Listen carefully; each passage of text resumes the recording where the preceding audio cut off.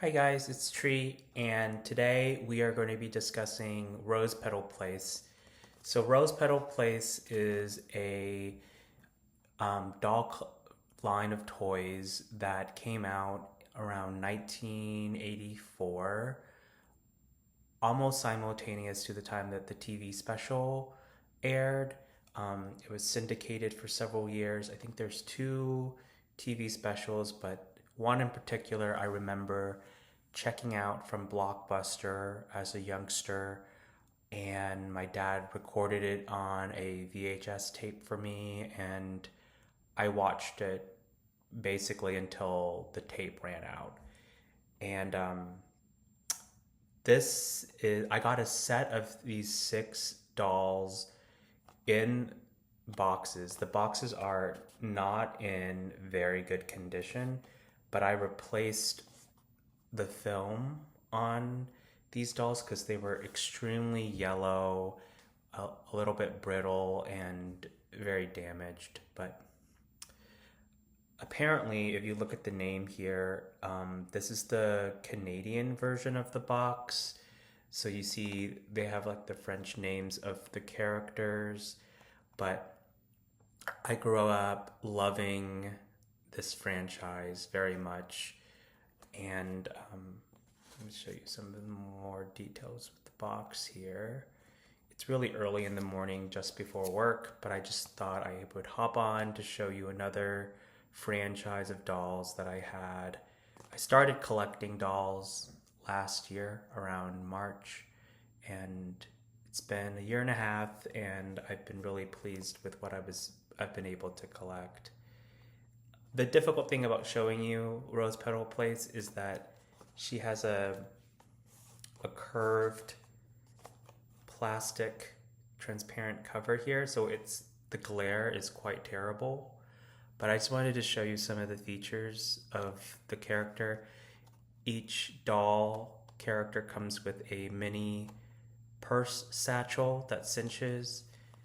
They have a brush, a comb that has the emblem of the rose, a beautiful outfit, and each doll comes with a stand. It could be a light green stand or a dark green stand, and the emblematic flower that is designated by their name. And then each character in Rose-Petal Place has a teardrop on the leaf in front of their heads, or petal, to signify, I think, the tears of the young girl that moved away, promising to return back to her garden. So this is the titular character, Rose-Petal Place.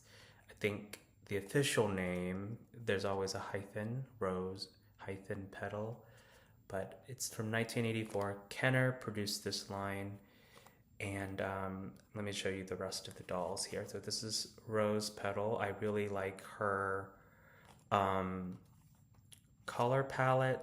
The pink and the green is iconic. I think this line of toy looks quite similar to Strawberry Shortcake, which is another one of my favorites. The only thing that I wish that they did is that I wish that the rose or the flower at the top were produced with a more structured fabric, because it gets a little floppy and it doesn't look as pristine through the years. I have a couple of loose dolls, which hopefully you'll see in my collection soon. I replaced the flower with kind of artificial flowers that I found at the craft store, just because I think it looks more true to how they looked on the TV special. So this is Rose-Petal Place, and the main character. And then let me show you. This is Lily Fair. In terms of design, I think Lily Fair is my favorite, just because I think her headpiece with kind of these deep ridges, the undulating shapes of the petals, and this very ballerina inspired tulle dress, the whites with the baby powder blue, is just very, very pretty. So Lily Fair, I do also have the Rose-Petal Place books, and in it, we know that Lily is a performer. She dances, so this is a very nice one. You can see the French Canadian name here as well. All of the boxes are relatively similar. No, not at all. There's different flowers. So these are the lilies. There's different depictions here. Um, the Canadian box has the story in English and in French. Lily Fair is a favorite. And I'm going to show you now the third doll. There's 6, so brace yourselves. This is Daffodil. Quite simple in design. She's all yellow. I do like the daffodil flower at the top of her head. I'm so sorry for the glare. It's impossible with this curvilinear case. It has a lot of different textures. You see the iconic teardrop. The thing that's quite funny is her purse very much mimics the shape of the inner stamen. I don't know what it's called. So a lot of times resellers will put the purse on her head thinking that it's part of her outfit as a hat, but it's not. I'm surprised that she doesn't have like a yellow comb or brush, but so let me see. So I actually have this comb misplaced in the loose dolls with Lily Fair, so I need to correct that. But again, she has a dark green stand. This is Daffodil. 3 more to show you. Okay, here. This is Iris. So Iris is actually not in terms of the doll design, but on the show, whenever she was walking around, I always thought that she was completely darling, because I have this deep affinity for characters of color, just because it's so nice to see representation being a minority. To see, I assume that she's either African American or Black.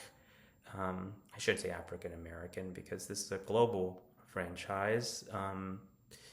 But I love her hair. There's like these pretty significant curls, and her headpiece mimics this shape of the iris. And she has this tiered frilly dress and a purse, which is a little bit unique to her design. So this is Iris. So charming, so cute. Yeah, so now that I actually look at the box design, is actually quite nice because they're distinctive to the character. I have 2 more to show you. Let me show you Sunny here. This box is in disrepair, but that's okay. When I replaced the outside film, because it was so bad, I didn't really take the time to tape them back really nicely. So this is Sunny Sunflower. She's a little bit of a tomboy, which is, I think, adds some dimension to her character. I'm surprised that they didn't make a single boy character. In Strawberry Shortcake, we have Huckleberry, and in Rainbow Bright, we have Red Butler, Buddy Blue, and I think Sunny is probably the most tomboyish of the gang, which adds to her charm. There's a lot of petals going on here, and they're a little bit floppy, even though this is, for the most part, pretty new. So I think that's a flaw in her design, just because it all kind of blends together. The purse with the collar and the skirt, the skirt, the collar, and the purse all look very similar. And the hat almost looks like a bonnet, and there's a similar texture in the petals down here. I don't even know where her teardrop is. It must be somewhere. But this is Sunny Sunflower. This is the box. Again, I need to tape it shut better, but just want to show you her. And the last doll is Orchid. She's quite high maintenance, I'd say, moody of a character. There's a wonderful picture book where she, I think, plans for a party or something. And now that I have the space, the picture books are hardcover, and there's a lot of elements in the book that are a little bit disturbing from a modern sensibility, because one of the villain characters really, like, I don't know, kind of creepy the way that he interacts with Orchid. So I don't love that, especially in a children's book in the 1980s. The design here, these are orchids. I need to be better at flowers because, like, quite honestly, a lot of these flowers look fairly similar. The lily and the orchid, I think, are very similar, but I'm not a botanist. Orchid has a very, very nice design because it has this glimmery, light purple, a little bit of lavender, and she's in a jumpsuit, which is so modern, so cute with the bows cinched at the bottom. And I think she has this like silver, white, metallic hair, which adds to her like modern sensibility. I do love Orchid. So that is my review of the Rose-Petal Place dolls.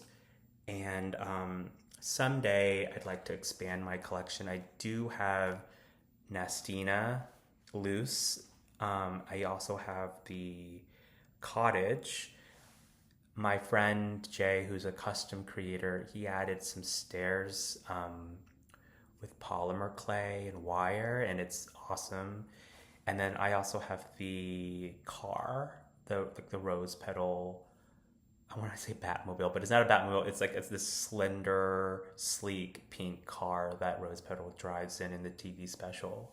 So let me know what you think about this doll collection. Do you remember Rose Petal Place? Do you like any of the dolls? Which one's your favorite? And hopefully I'll be back soon with another show and tell, and hopefully we'll get in some more Rainbow Bright new in boxes.